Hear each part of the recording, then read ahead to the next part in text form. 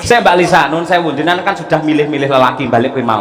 Monggo yo sing nate gandeng karo sam. Piye carane ben enggak ngomongin ini malah. Aku ben perhatian karo sampean ben ketok. Ini lho Bu Kesi lho enggak tahu, malah Pak Yoyok tuh tahu duluan lho kalau aku pedot. Hah? 10 tahun ku. Lah sampean yo omong karo aku terus mau ngomongi mari kaget. Lah le miwiti jenengan nok lewe karo aku, Mbak. Langsung tiba-tiba ngerti perasaan. Lah aku kan guru muni ngene, minal aidin wal faizin, mohon maaf lahir dan batin. Awan ngono, nyapo lek nyauri sampean kok alhamdulillah aku wis pedhot, Pak. Nyapo. Bentar. Enggak. Loh, ngono tenan kok emone kaya. Aja wedi karo Bu Kesi, Mbak Lisa lek pancen diakoni ora apa-apa. Mas Dalang. Oh, nggih. Aja tak celuk Pak nggih ngapunten lho, Mbak Kesi nggih. Kok ora gak pantes yo. Ora apa wong niku Lah umure sik 17. Nggih. Mbak sampean ra ngerti to? Napa? Nun saya boleh enek penyanyi niku ngelok-ngelokne dalang. Nggih. Ora manut karo dalang. Terus Solek pripun? mati akhirnya dadi ngene iki. Lho. Dadi men iku duman. Sing penting aja nganti dadi ngene iki. Bahaya. Waduh, hati lho Mas yo. Nggih. Aja sok alok karo Mas Dalang. Mboten. Ngaturaken wilujeng dalu sugeng dalu macange Yulimbo Pak Nggih. Yoyo. Nggih. Ingkang kula hormati kula tresnani. Pripun? Kula hormati kula tresnani. Sampean muni tresnani jari ku iso teles dhewe lho Mbak ngono ki. Kok teles napa to? Ya kaya grogi ngoten lho roh sampean. Terus jenengane saya tambah ya suwane kok ngibarate kaya emas ni malah kaya sinangkling kaya digosok satemah mencorong mawa cahya kuntadi ngono lho. Semunar ngono lho Mbak Lisa. Kok gitu? Oh iya. Maksudnya Tresno itu kan sebagai sosok seniman yang apa? Dalang sing tak pujo-pujo ngono lho, tak idolakan ngono. Ora Tresno sing kaya ngono gitu loh. Jadi emang mungkin sinarnya itu mung mergo bar pedot. Aku ki lho rungokno El. Wah, iki Bu Kesi ya sumunar mawa cahya lho ya niki. Aku ki lho neng omah dadi bojone meh 15 tahun. Ora tau lho dilem-lem kaya awakmu El. Aduh, piye iki? Piye, Masa Jel? to, Bu? Masa gak Tenan. pernah dilem to, Bu? Enggak. Malah ngelem awakmu iku lho El. Jane ya Bu Pak Kesi. ampun ngaten lho, Pak. Nun sewu itu pendapat yang salah. Bu Kesi nang dalem ya tak lem ning panjenengane iso ora krasa. Malah nun sewu rekai lak mbiyen bar umroh to. Dadi sithik akeh ngerti basa Arab. Lah jebul wong Arab kuwi wong lanang ngelem karo bojone sing putih kemerah-merahan ki ling undang piye? Ya Humairah. Ya, lumayan. Putih Oh. kemerah-merahan kuwi ya Humairah. Bu Kesi ya tak undang ya Humairah. Ora mungkin peh ireng tak undang Hajar Aswad ora mungkin. Nah, ini kan berarti menunjukkan rasa tresnone. Rasa tresno kuwi Iya. mau digambarne kena sangka apa wae. Nah, Selagine audio awake dhewe Nggih. yen belen bengi iki ya kaya ngene iki kepenak. nah kandhane. Iki jenenge enek kanca-kanca YouTube Mas. Piye? Yen belen manggone kepenak nek kono ditata ya becik manggone. Menika sindenipun Madangkarah mawi biru mawi petak tata nggih penak carane. Penak Nggih. sawah. Di sawang nggih penak. Iya. Mula Pak Cahya Kudati niku yen ngendikane kalih bojo mesti kepenak supaya rumah tanggane sakinah mawaddah warahmah. Lah iki pertanyaane siji. Apa Mas? Kowe kapan?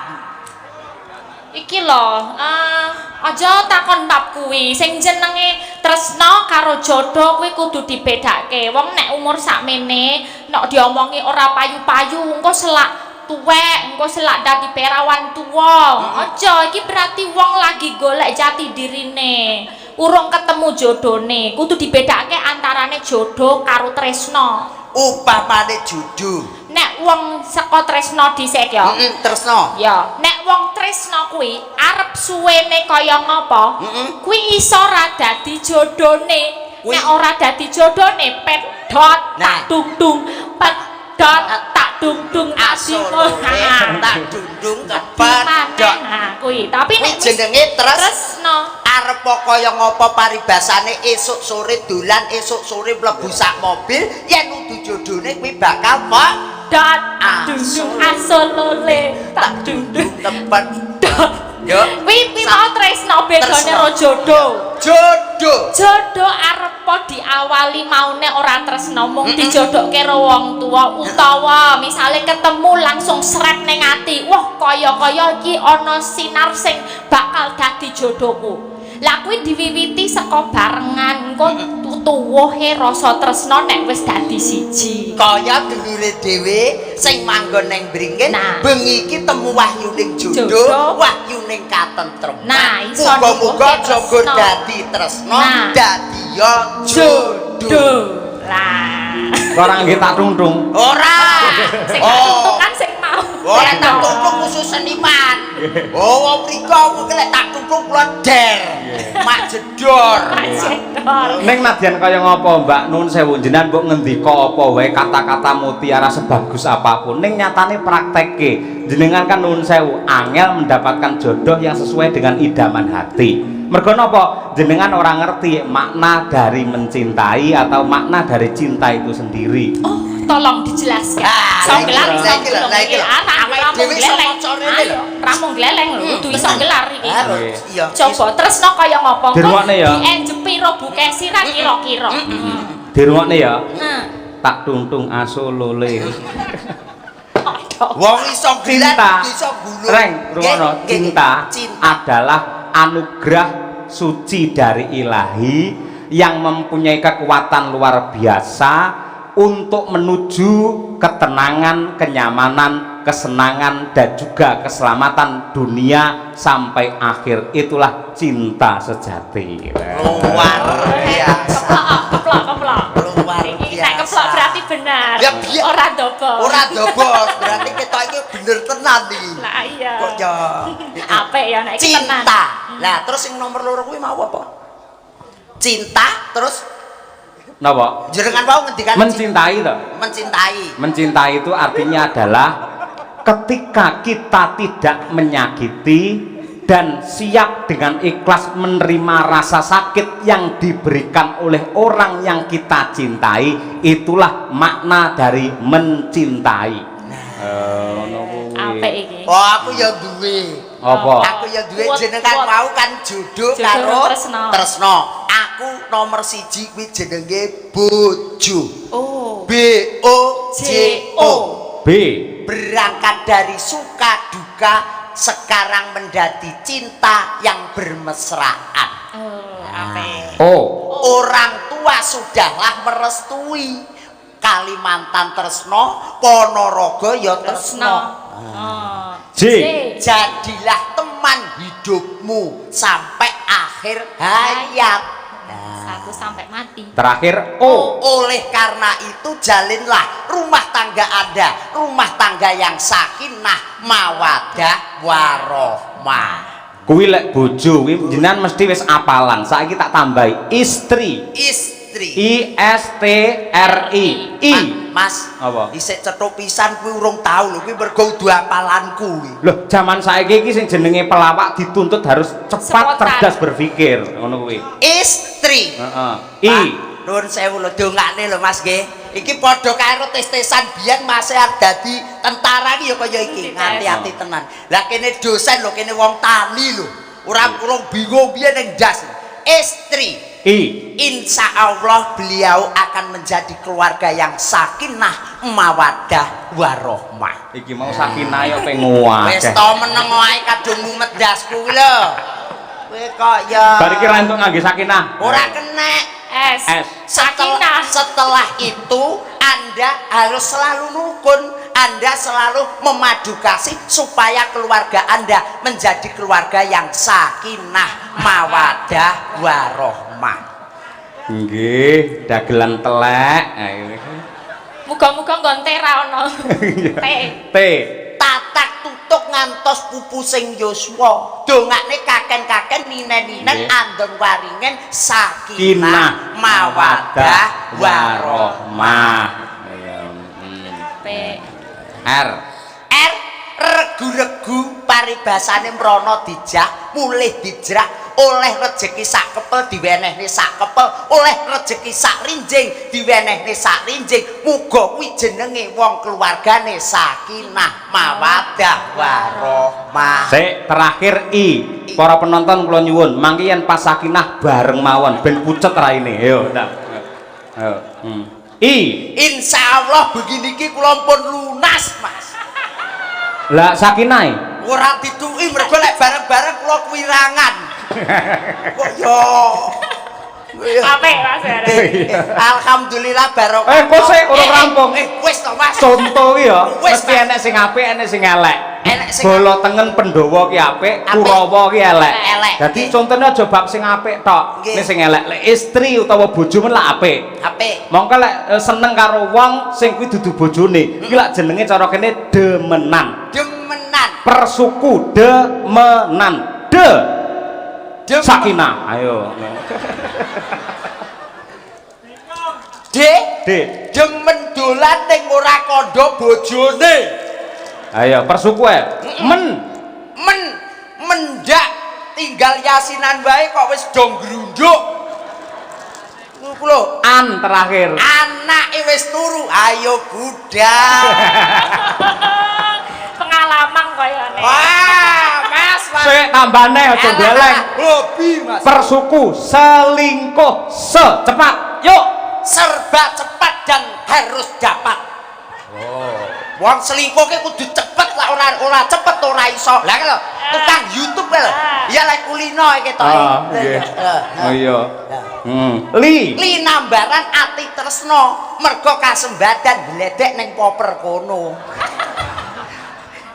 NG Ngendikane Prawinase sing penting ora konangan, ora dosa.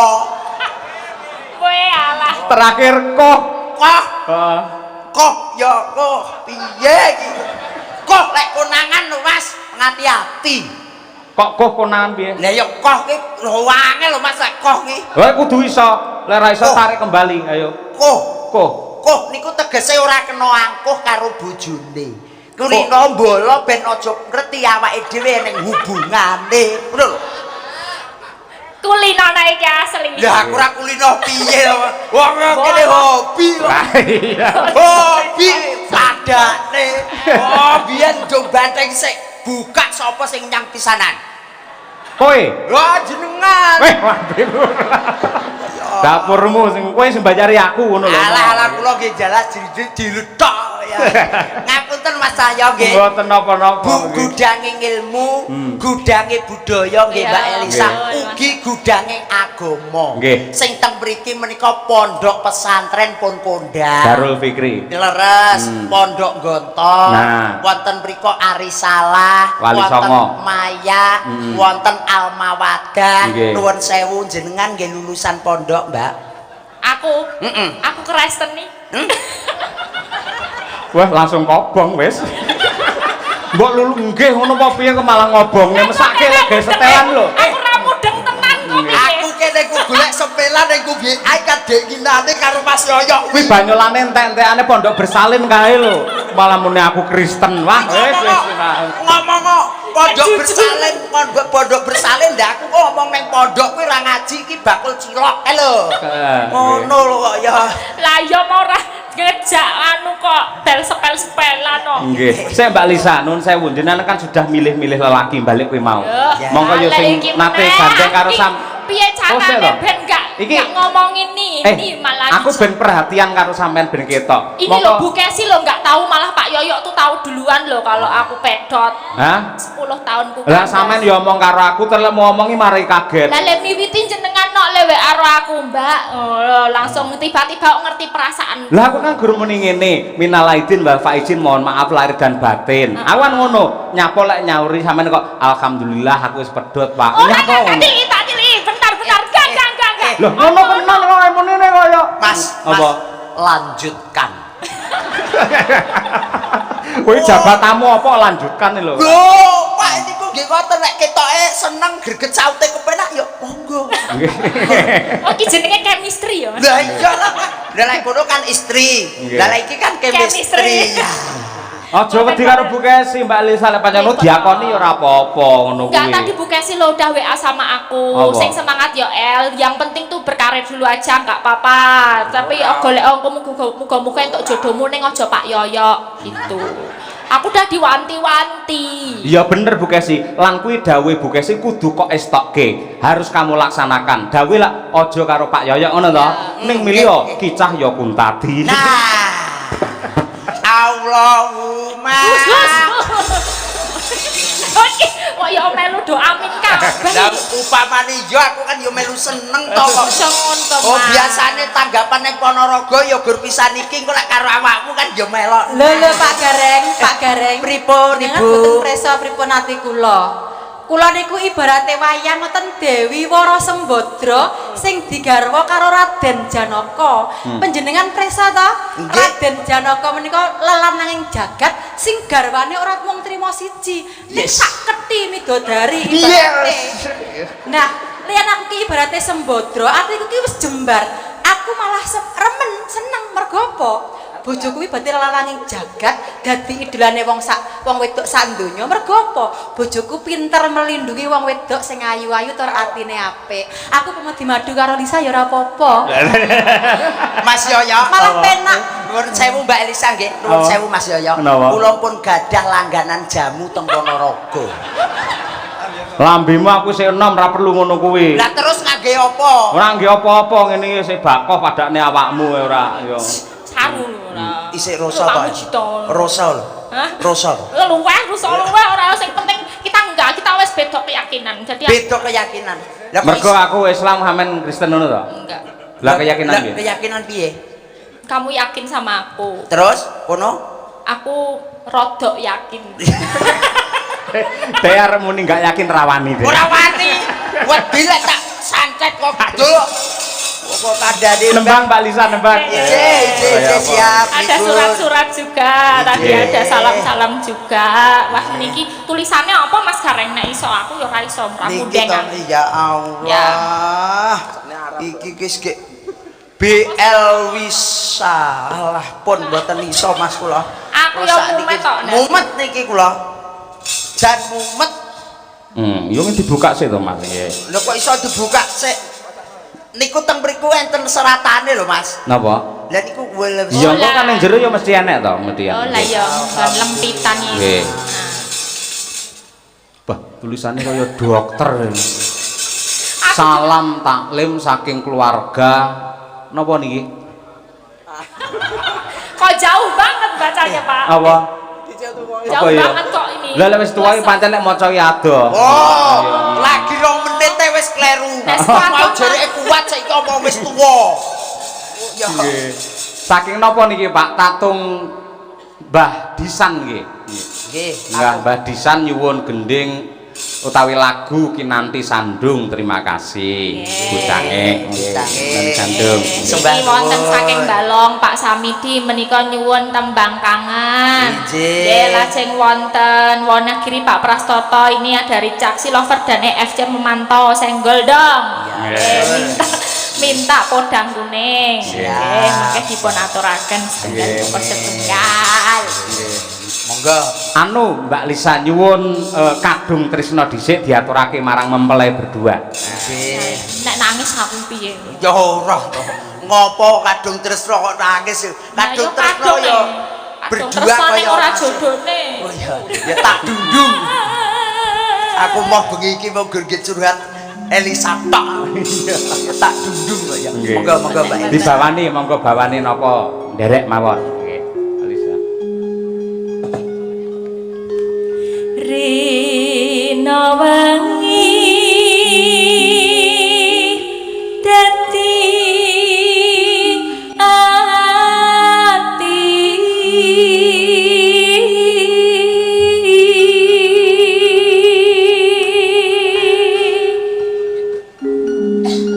tanpa dahar tanpa nendra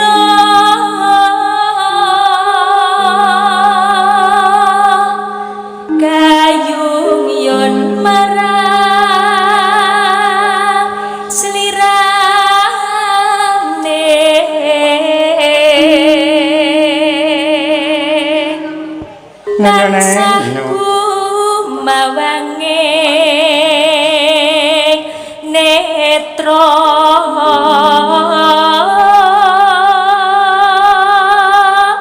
jero ati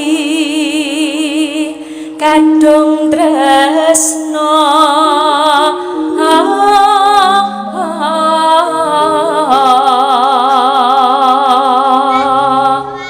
kan liya amung sliramu satemah loro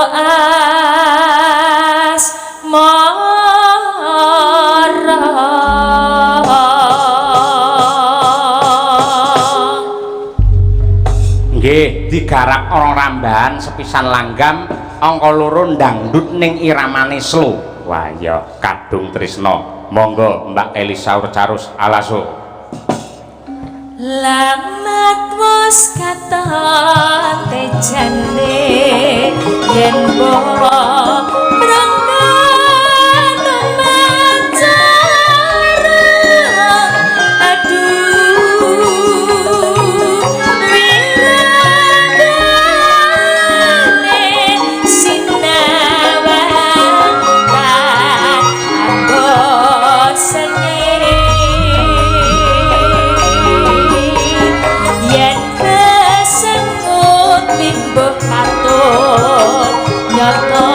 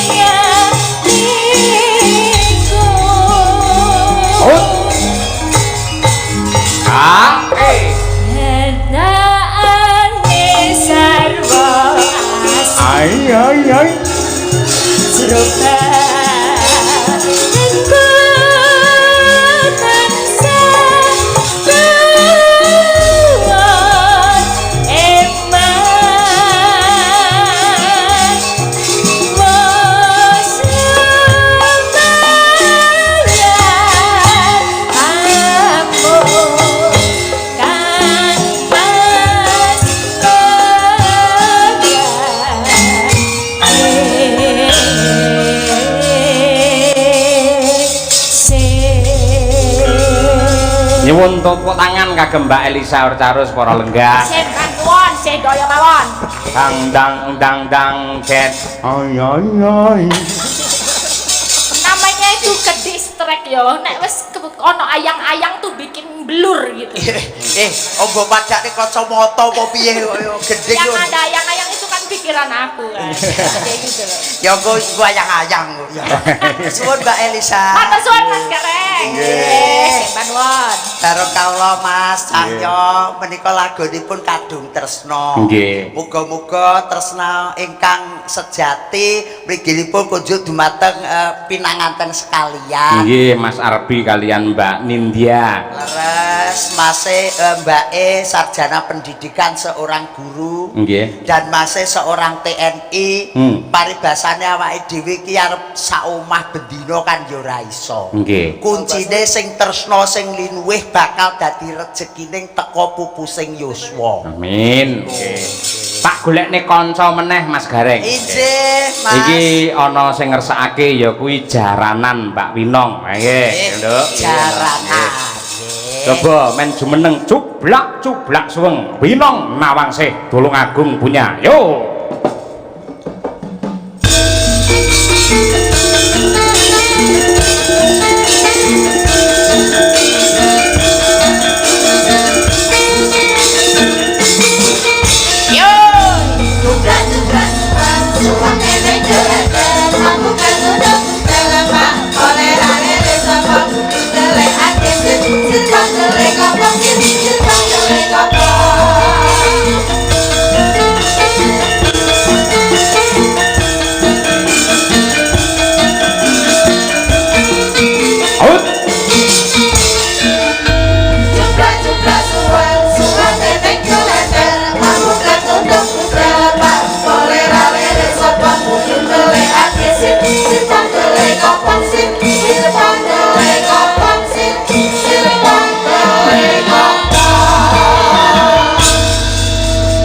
Mas Gareng pun nate pinanggih kalian Genduk Winong. Alhamdulillah Mas. Pun nate. Pun namung sepindah niki. Wong kok yo terus cethukku ke kapan Mas? Bahasane kula ki menggur AKDP lho. Apa ki? Antar kota dalam provinsi. Nggih. Niku wong kula ki nggih lek jenengan kan teng isi. Nggih. Lah kula UGM. Wah, Ngayuk Jakarta. Alah Universitas Gandulan Montor. Wah iya. Mumpung panggih niku mangkenalan. Mbak Winong, wilujeng dalu no. Nggih, wilujeng dalu. Minal aidin wal faizin. Nggih, minal aidin wal faizin. Sepinten kelepataning kula nyuwun pangapunten. Nggih, kula semanten ugi Pak Gareng. Alhamdulillah Mas ngeten iki lho. Gandes luwes nyenengne ati. Cara buah Mbak Winong niku napa? Lho paling boten anggur to Mas. Anggur. Anggur. Kok iso anggur? Mbok ora dadak dionceki, ora dadak dikumbah langsung dipangan. Pus. Sehek. Lah iki Mbak Umi Hafifah cara buah napa? Mbak Umi Hafifah niki yen cara buah ngoten lek teng desa ranti. Ranti. Ranti. Kok ranti? Ranti niku nggih cilik, Nggih. rupane ireng, wokeh cembul-cembul ngoten, lebu bleng kena kanggo tamba. Oh, kowe tunggale jamu berarti kowe. Kena nggih jamu, kena nggih tamba tresna. Nggih. Lek Mbak Birgita iki, Birgita lho. Wah, jane kaya gini iki lek terus buah napa? Jane ngeten iki lek cara buah niku nuwun sewu lho Mas. Manggis, Mas. manggis. Manggis. Kok manggis? Manggis niku tidak pernah bohong. Sing buri 5, jerone ya 5. Nggih. Niku Mbak Bukesi napa? Bukesi to? Heeh. Lek Bukesi niku sakniki napa kula rumiyin? Yo sakniki wong piyayene saiki yo. Sakniki to. Nganti elek ora tak janah we. Mboten elek Pak Bukesi niku nuwun sewu. Cara buahe ngoten melon tanpa biji. Melon. Layak gilap we ayo. Melon tanpa biji. Tukune ning dengok etan kono, dibuka marep ngulon, seret banyune cur. Dulur pekol, dulur bringin kabeh padha seneng. Yen kuwi bar Bukesi Mbak Trihastuti, Mbak Tutik. Mbak Tutik niki lek cara buah Mbak Tutik niki nuwun sewu lek semangka. Kok semangka? Nggih, semangka niku dipangane lek pun ming wayah poso. Nggih. Dadi lek ora poso ora dipangan ya. Nggih, ora poso ya ora tau. Wong jenenge semangka kok, Mas. Nggih. Oh ya. Selanjutnya. Nggih. Malah kok semangka ya. Mbak Lia, cara buah napa? Mbak Lia mriko to? Nggih. Nuwun sewu lek Mbak Lia nggih. Nggih. Nuwun sewu apa ya? Niki kula cedhaki ngoten pareng nggih Mas nggih. Nggih, watan aja didemek. Mboten namung kula ambet tok. Lek didemek ngentut kuwi. Mboten malah seneng kula. Cedhaki ngentut niku kula demen Pak nuwun sewu Mas. Alah, pun kecekel Mas niki. Apa cara buah? Pace. Kok sia-sia. Oh, mboten sia-sia. Kuwi seniore Parasinden lho kuwi, suarane apik. Warpo senior Parasinden njenengan aja nyedak kula ngentut. Wong kula ngatek ngentut bae tak ambet mabel. Lah iki kaya pace. Ketoke kok koncone. Men komplit Mbak Lisa cara buah apa? Lek Mbak Elisa lho, wis bendina teng mriki lek niki kan nggih buah kesukaan to. Oh, makanan sehari-hari. Makanan sehari-hari komplit kabeh kuwi. Apa kuwi? Iya seneng semangka enek. Terus apa kuwi melon enek, terus duren enek, terus anu salak enek, terus apa wis pokoke buah-buahan kabeh enek nek kono. Dadene sitok sak kresek. Sampeyan cara buah ya apik kok. Oh, napa Mas? Cara buah sampeyan ki pelem. Pelem Pelem sing luwegi rupane kuning semua abang kae. Nggih, pelem. Ning digondol codot dadi ya ngono kuwi. Mboten napa-napa Mas, mudhun jruk tunduran codok jenengan dahar. Iya. Nggih. Lambene. Nang iki lho nang. Ayo. Nggih. Mesti ya penggemarmu ana sing ngersake jaranan. Nggih, Mbak Winong niki napa melih niki teng bumi Reok Ponorogo, Mas. Nggih. Pokoke ya wajar iki jaranan iki tidak hilang dari pandangan seorang penduduk Ponorogo. Nah, nggih. Nggih, Pak. Halo. Niki sakderenge nembang kula ajeng tanglet angsal. Oh, boleh. Niki mau kan kula kalih Mbak Birgita, kalih Bu Kesi, kalih Umi kan kaget to nek Mbak Elisa niku jomblo. Kok jenengan niku malah ngwertes niku sejauh apa to jenengan komunikasi niku karo Mbak Elisa niku?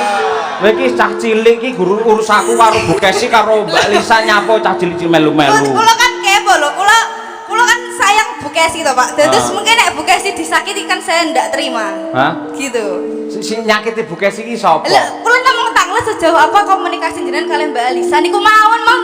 Ora jauh, aku dekat kok ora jauh. Duk. Ayo. Duk. Kowe pengen ngerti sejauh apa Pak Cahyo dengan Mbak Elisa. Nggih. Engko tak sadapne WA-ne kowe menawa sih. Nek kaya pihak kepolisian. Wong kene mantan intel.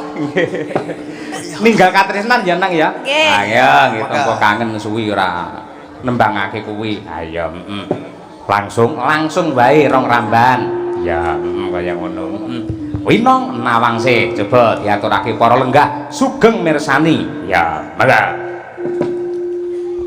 Jaranan dangdut kreasi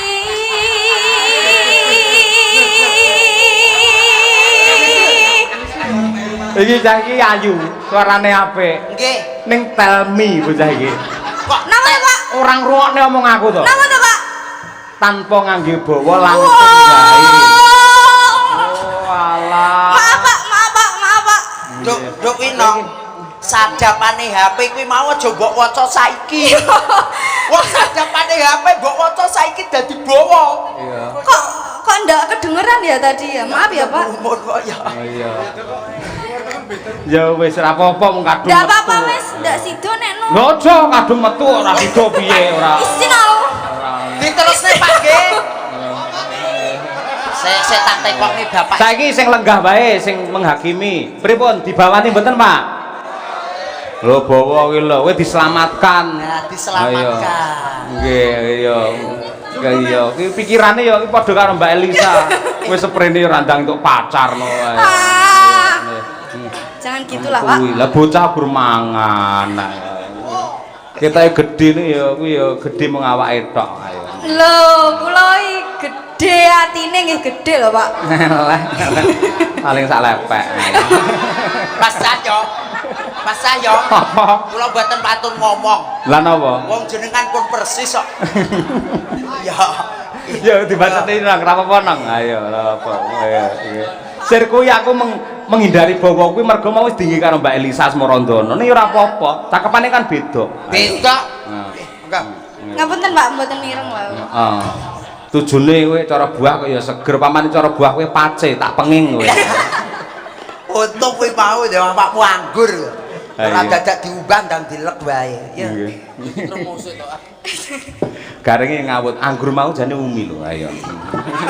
Ngawut mbane lho. Lha yo lek umi iki lek anggur lah wong sik sakmene cilike wong tenggo pinggir dalan dipangani kan nggih repot to, Mas. Iya. Mending nggih jamu wae lek wis sehat iki dolanan anggur ngono. Iya. Ya nang ora apa-apa Cahyu. Ayo.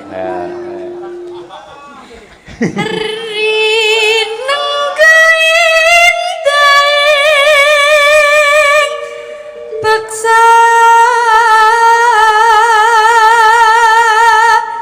Nih sentere jaran pegon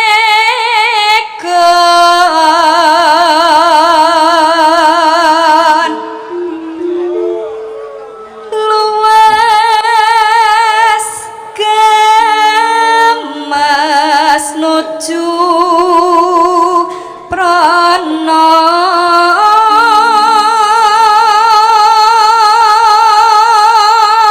nonano pinter agawe branto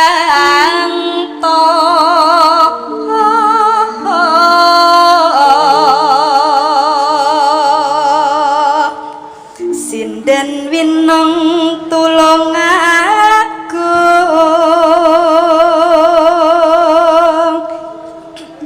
aja nganti ninggal tresno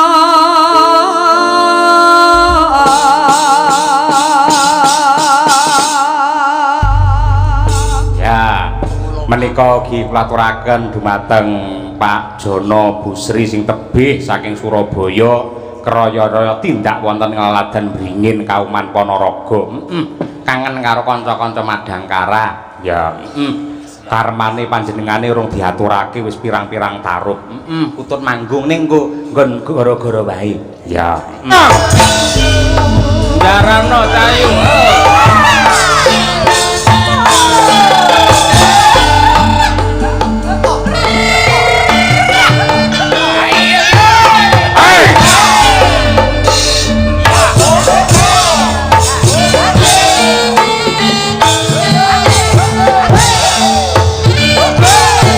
Or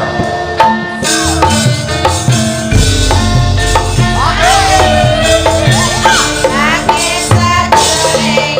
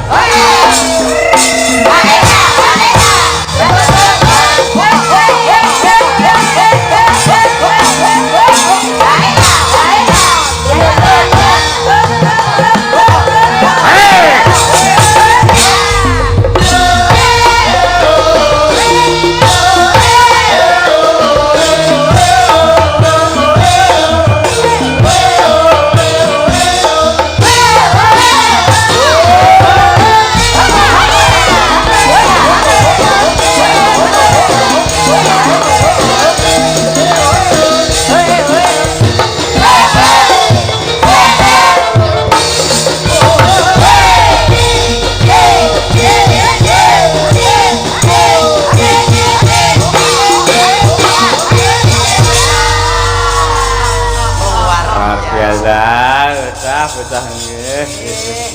Tenan kok ya Jan. Kaya ngono cah Tulungagung polahe kaya ngono. Polahe kanggo kula nyikrih teng mriko. Mata kula meh klilipen upat-upat. Pecut ta? Nggih, lek pucuke niku kan upat-upat jenenge. nggih. Meh mriki lho Mas. Nggih. Brucut mriki bablas ora iso omong. Kula nggih dhisih mawon teng mriko. Luar biasa Mbak Wina. Nggih. Pokoke teng ngene Ponorogo niku kan nggih sedaya niku kan nggih remen Mas nggih. Leres nggih. Langgame nggih remen. Nggih. Napa reomi Jineman. jineman nggih remen, pamundutan napa melih menika para kadang sutresna mboten namung laladan bringin Mas Cahyo. Nggih. Saking Balong rawuh, Nggih. saking Singkil rawuh, Alhamdulillah. saking Danyang Ponorogo rawuh, Madiun rawuh, Magetan rawuh, Trenggalek ugi rawuh teng mriki. Alhamdulillah nyaturaken panuwun. Jenengan kok apal piyai-piyai sing rawuh rene? Lho nggih kula lek teng Ponorogo nggih niku wau lho sak ubek-ubek niku kula nggih teng mriki mawon dados apal. Dulur mriki niki kula apal Nggih. Balong Singkil tenggene Mbajang Sedarat Kulon titik ana Sumarata, Nggih. bablas mriko tenggene Sampung. Nggih. Nah, niki teng mriki sedaya mirsani jenengan kali sinden-sinden sing cantik-cantik niki. Nggih. Lah menika lho Mas Gareng. Pripun, Mas? Menika wonten dawuh saking Bapak Mujito. Nggih. Mas, ini ada penyanyi namanya Mbak Fitria Rosa. Persembahan dari Bapak Haji Karnadi Jombang. Mbak Fitri, pundi Mbak Fitri? Mbak Fitri.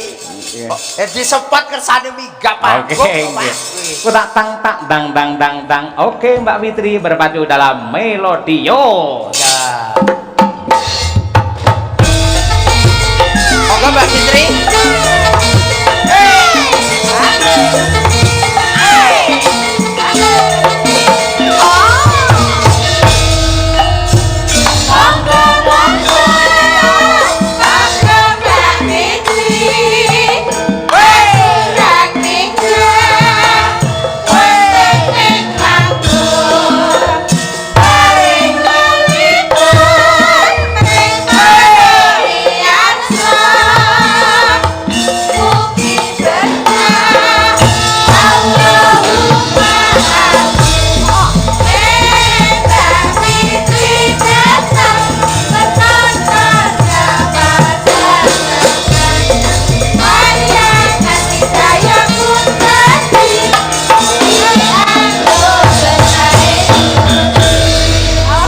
Mbak Fitri namanya ya, Mbak?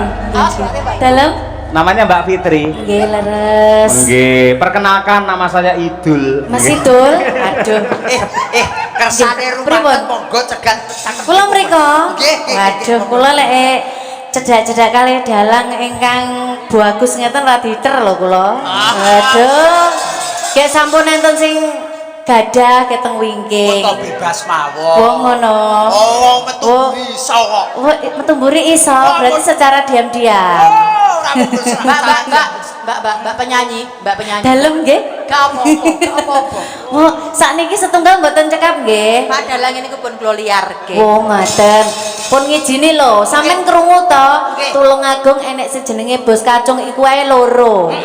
Mosok ya Pak Dalang ya mek sitok. Aku tetep sitok. Mung Setunggal? ngene sesuk lak prei kula. Ya, ya, Diparingi Ji. rezeki kali Pak Mujito. Ji. Bu Kesi langsung tak jak ning mall tak kon tuku baju kaya sampean ngeten. Ngeten? Waduh.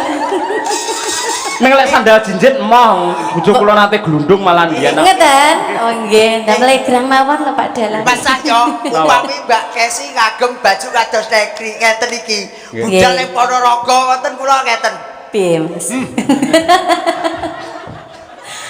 Ini apa ngono kuwi jenenge? Tegese gungan no Mbak Yuku Wow, dulur wedok. Niki iya. kok ya ngatek gawe ngono wis. Kula nggih ngoten kok ya. Ngeten. Mbak Fitri. Nggih, Kang Mas. Alhamdulillah sowan teng dalemipun Pak. Bapak Mujito, Pak Mujito. benar Bapak Mayor Mujito, selamat malam. Semoga hajatnya dilancarkan dan sehat-sehat, rezekinya lancar beserta ibu, nggih. Oke, amin. Saya tuh Pisumbang di saking sini. anu nggih, Mbak. Kula. Bapak Haji. Nggih, betul. Dari Bapak Haji Irfan Karnadi dari Jombang. Oh, iya. Dan kula Jenengan aslinya mana? kula tanggine sinten niki wau? Mbake Mbak Tulungagung kula. Mbak Pino? Tulungagung nggih. Saya Tulungagung. Pengen pirsa jenengan tepang jembatan Gunung Bolo. Bolo kuwi mbiyen anu bekasku. Oh, Bekas tak liwati maksudnya Mas. Omaku sik ngalor maneh. Jembatan Ngujang siji nggon kethek-kethek kae. Iya sing termasuk kaya Yo. Gareng. Kethek-kethek kae ngidul. Iya bener toh. Jembatan Ngujang nggon kethek-kethek. Ngidul. Kae ngidul. Enek bangju protelon terus ngulon. Oh layak kula panggil teng mriko Mas. Nggih. Mbak Fitri ke selak ijo, selak ijo. Nggih, kula mantane niku, selak ijo niku. Nggih.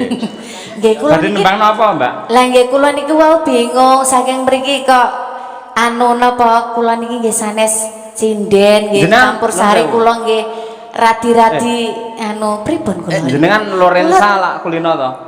Sing jadul-jadul. Nah, Oh ngaten. Nggih. Kula to. Nggih. Nggih radi. Anu Nggih kula manut mawon. Pokoke jalan ngoten mangke kan dibantu kali mbak-mbak nggih to. sinden Jenengan nggih. mau nitih napa? Kula nitih anu Mobil? mboten dokar. Oh, iki ora tau jedot, Mbak. Ora tahu kula biasanya dijedok malahan. wah berat iki. Waduh. Berat iki. Pomo sindenku ngono kabeh genahku neraka aku meni. Jahan. Tambahan nggih. Anu riyen mawon napa sing lagi niku nggih nggih. Nggih. Nggih. Saya to, Mbak. Jenengan Napa? mboten kulino teng wayang to? Kula Ngene lho. namung sepindah niki tasih teng wayang niku. Lek ning Pripun? wayange sutradarane niku dalang. Ketika dalang Ngaten. ngucap tungkang tambahan yo kudu sendika dawuh. Nah, ngoten lho. Ayo. Nggih. Nggih, tadi ada request lagu itu tadi lagunya Campur Sari juga, tapi Campur Sari Senes Langgam lho nggih. Nggih, betul. Wonten lamunan mungkin saged dibawakan napa kula tak konfirmasi riyen kalih mas-mas niki napa pripun Mas Dalang. Oh nggih. Aja tak celuk Pak nggih ngapunten lho Mbak Kesi nggih. Kok Ora gak pantes ora ya. apa-apa wong niku Lah umure sik 17. nggih, ngeten setengah. iki lek dalu ngeten iki Pak Cahyo. Pak Cahyo. Pacitan mriko kali Mas Kentir niku lho nuwun sewu. Karo Kentir Sing pundi? Kentir pundi? Lah kene sing nyekel saron ki lho. Ya, Biasane ora Pak Cahyo ora. Sinten? Kung Cahyo. Kung Cahyo. Bareng iki Pak Aang ki guru ya dalang kok iso sewiyah ora ngono kuwi. Oh ngeten nggih. Mbak sampean ora ngerti to? Nggih, napa? Nun sewu lek enek penyanyi niku ngelok-ngelokne dalang, Nggih. ora manut karo dalang. Terus Solek pripun? mati akhirnya dadi ngene iki. Lho niku kula biasane lek wis pacakane ilang dadine ngoten niku. Nggih, ngono kuwi ora apa-apa. Komedi men iku kudu Sing penting aja nganti dadi ngene iki. bahaya. Waduh, hati-hati lho Mas yo. Nggih. Aja sok alok karo Mas Dalang. Boten. Malati. Boten, aku Iya. ora tau alok karo Mas Cahyo, ora tau alok karo Mas Yoyo. Gur siji Pripun? ngrasani. Ya Allah, malah jeru niku. Pripun napa sidane Mbak Fitri? Nggih, Lamunan. nggih. Lamunan? Pripun? Oh nggih. Nggih, Ya. ingkang sing gampang-gampang mawon nggih. Nggih. Mergone aku ki ya uduk penyanyi sakjane Mas.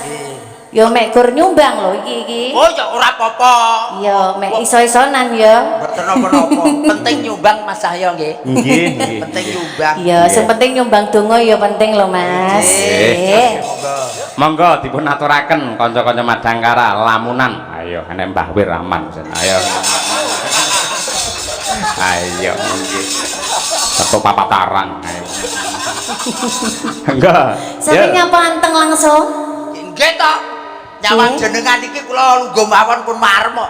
Waduh, iki Oke. adem-adem lho aku ya butuh disanding iki. Ya wis, ora masalah. Mungkin jenengan nyanyi kula tak cedak jenengan. Oh ya wis, manut sampean Mas. Nggih. Monggo. Monggo dipun aturaken lamunan. Ye.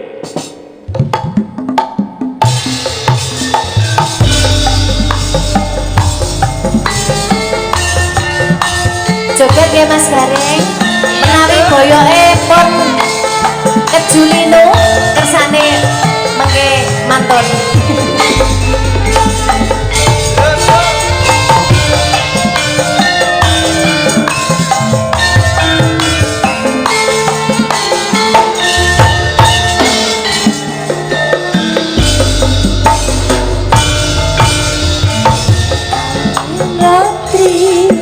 tansah ngenteni setyon raja telenging ati angen-angen tamlawan sun ing wengi sepi tansah ngrenti tekamu nyeri bagus saking nyedao ing sendiku nyawang manis esemu gawe lereme rasaku tentreme opegat tresnamu sayangku ayo Mas Gareng pintu samudra pasang ganteng poangan tresnaku mring sliramu sayang sayang bulan kang sebenar atur ing talang yati sirene kakaki ayo Mas.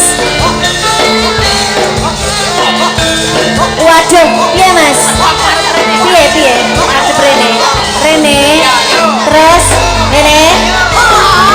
Piyo. Mbok kon ngene aku goyokan lho Mas.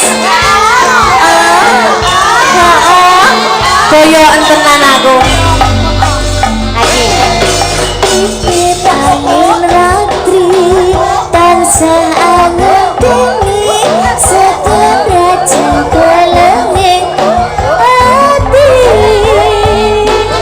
angen-angen tamlawan sun ing wengi sepi tansah ngranti tekemu dhewe ayo Mas Gareng lagi wong bagus saking nyedao ing sandingku nyawang manis sing esemu lereme rasaku tentreme ayo pegat tresnamu sayangku ayo Mas pintu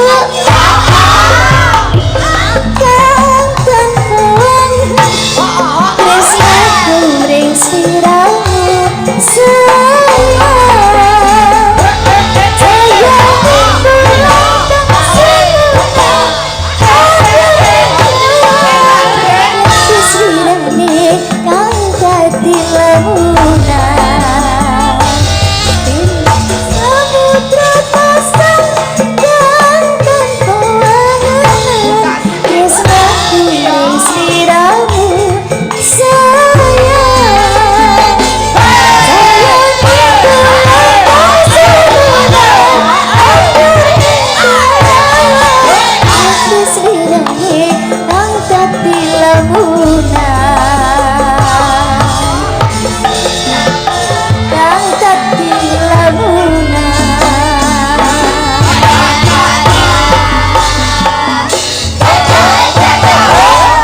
waduh kene nada sindan ya koitno aku lah aku ki asline banci tenan saestu aduh Mas Gareng niku wau joget pargoi to Pargoi. lah kok sampean sik kuat aku wis boyoken Lho, jamumu kurang ampuh. Oke niku jamune apa jamune nek wong Ponorogo ki ya sing amput endhog. ndok Endhog Jawa 10. wong ngono karo apa nek Diublek karo susu SGM. ndak loro ae ndoke Oh. nek 10 para ya kelempongken ta ya Mbak Fitri matur Nggih, nuwun matur sanget nuwun. kalian Bapak Haji Karnadi nggih nggih paring terima kasih sumbang. banyak ngapunten sanget kula nggih tasih niki Mboten nderek napa-napa.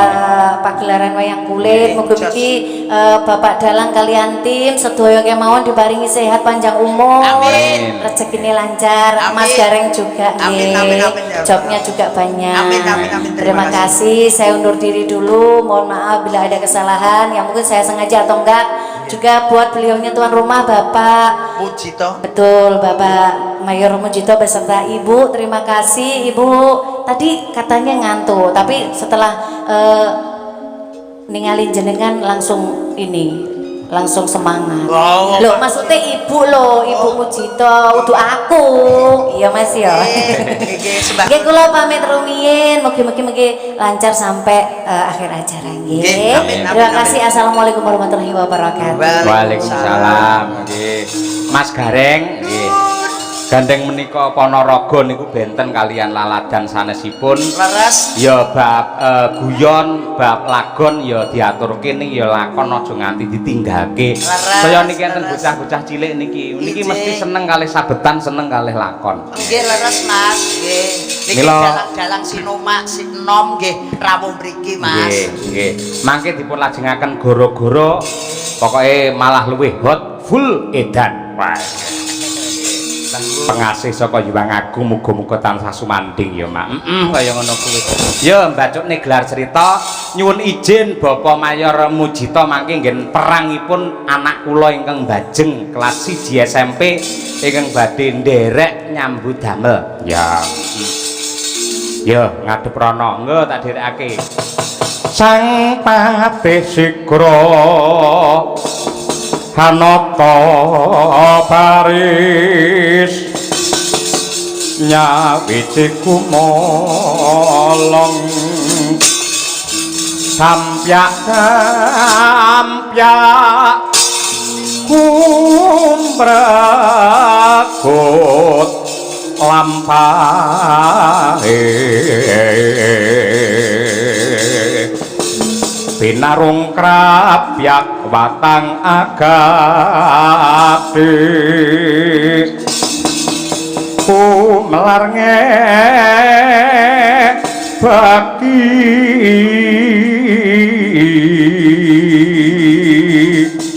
sorake kumurung